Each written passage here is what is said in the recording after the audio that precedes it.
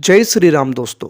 अगर मैं आपसे कहूं कि आप आधी रात के टाइम एक सुनसान रास्ते पर हो और आपने चारों तरफ नज़र दौड़ाकर देखा तो आपको दूर दूर तक इंसान की कोई प्रजाति नहीं दिखाई दे रही है। तभी एकदम से कोई महिला आपके पास आती है और आपसे हेल्प की गुजारिश करती है, तो आप उस समय मेरे को पता है उसकी मदद करोगे। परंतु आपको घंटे 2 घंटे बाद ये पता लगे कि आपने जिस महिला की अभी मदद करी थी वो महिला इस दुनिया से बिलोंग नहीं करती। वो इस दुनिया की है ही नहीं। उसने 2 या 3 घंटे पहले इस दुनिया को छोड़ दिया है। और आपने जिस महिला से बात की है वो महिला कोई इंसान नहीं, वो एक आत्मा थी। तो आपके साथ कैसा होगा?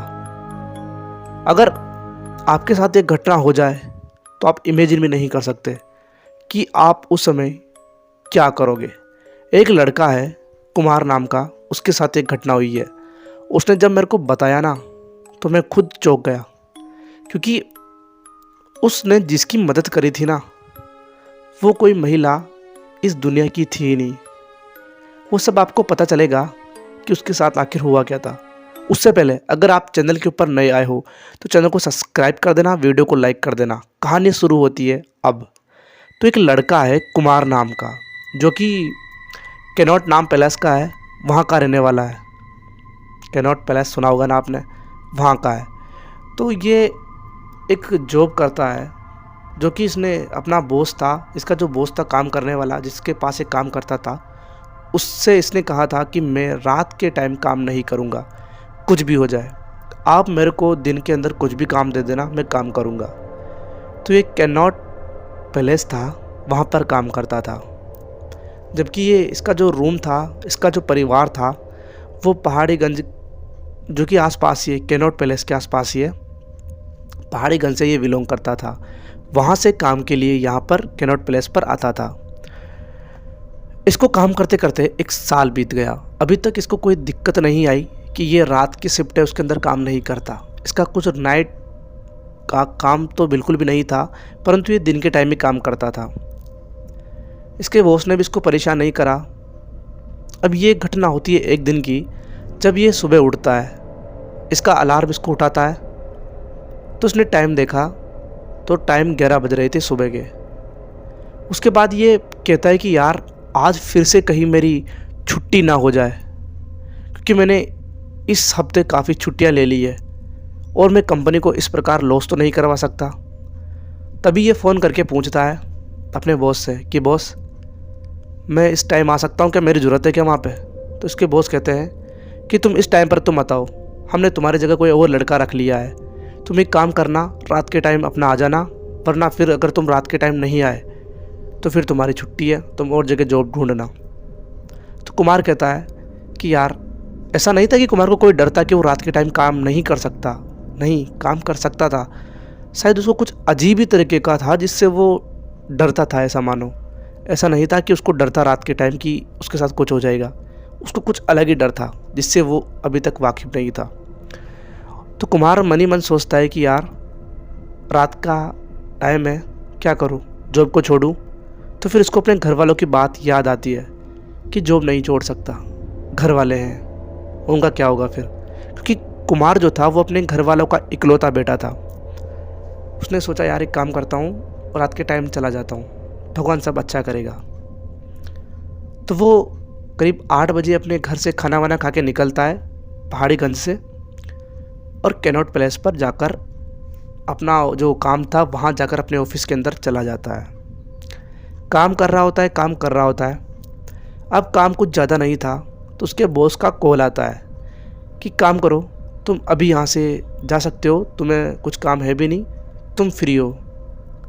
उसके बाद वो कहता है कि ठीक है यार, काम तो है नहीं, मैं चलता हूँ यहाँ से। क्योंकि उसका जो टाइम था छुट्टी का वो सुबह 5 बजे के बाद था, परंतु ऑफिस के अंदर कुछ काम नहीं था। तो उसके बॉस ने कहा ठीक है, कल से तुम वापस आ जाना सुबह के टाइम, आज की ड्यूटी यहाँ पर ख़त्म होती है।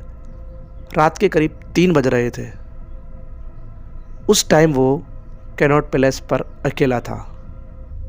अपने ऑफिस के बाहर निकला तो उसको चारों तरफ अंधेरा दिखाई देता है, और अंधेरे के अंदर भौंकते हुए कुत्तों की आवाज़ आती है, जो कि कुत्ते उसको दिखाई भी नहीं दे रहे थे। वो वेट कर रहा था कि कोई रिक्शा, कोई ऑटो, कोई टैक्सी मिल जाए। कुछ भी नहीं हुआ, कुछ भी नहीं मिला उसको। वो मन ही मन सोच रहा था कि पहाड़ीगंज कितना दूर है, एक काम करता हूँ, पैदल चलता हूँ, अगर कोई मिला तो बैठ जाऊँगा, वरना घर पहुँच जाऊँगा। अब वो 3 बजे कैनॉट पैलेस की सड़कों पर अकेला घूम रहा था। उसने चारों तरफ अपनी नज़रें दौड़ा कर देखा तो उसको दूर दूर तक कोई भी दिखाई नहीं दे रहा था। वो चल रहा था, तभी एकदम से एक महिला उसके पास आती है और मदद की भीख मांगने लगती है।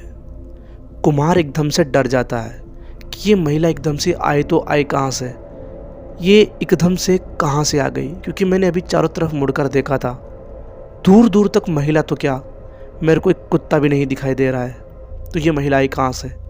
तो फिर कुमार ने सोचा कि मैं इसकी बात तो सुनता हूँ, ये खे क्या रही है आखिर। तो फिर उस महिला ने कहा कि आप मेरी मदद कीजिए, मेरा बेटा कभी भी मर सकता है। कुमार कहता है आपके साथ क्या हुआ है।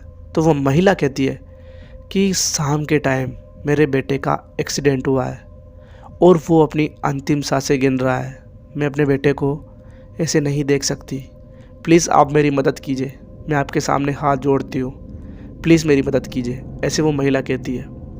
तो फिर वो कुमार कहता है कि आपका बेटा है कहाँ पर, आप चिंता मत करिए, मैं चलता हूँ आपके साथ। तो महिला उसको एक हॉस्पिटल के पास लेकर चली जाती है, जहाँ पर दूर दूर तक उसको डॉक्टर नहीं दिखाई दे रहे थे।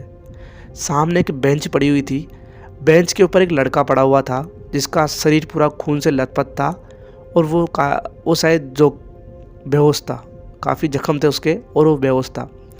पास में उसको नर्स दिखाई देती है। कुमार उसके पास जाता है और थोड़ी आवाज़ में बोलता है कि तुमने अभी तक इसका ट्रीटमेंट क्यों नहीं करा, ये अगर इसकी जान को कुछ हो गया तो तुम क्या करोगे फिर।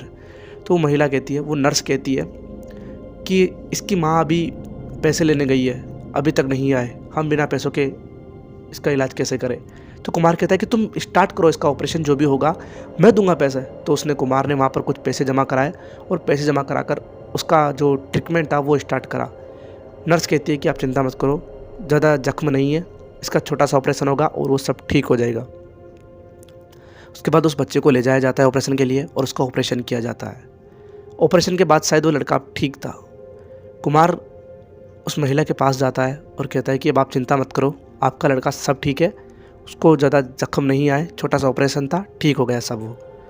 तो महिला रोती है और उसको दुआ देने लगती है, उसके आशीर्वाद देती है कुमार को कि तुम्हारे साथ बेटा कभी कुछ भी बुरा नहीं होगा, तुम हमेशा सफलता की सीढ़ी चढ़ते रहोगे, भगवान तुम्हारा भला करे।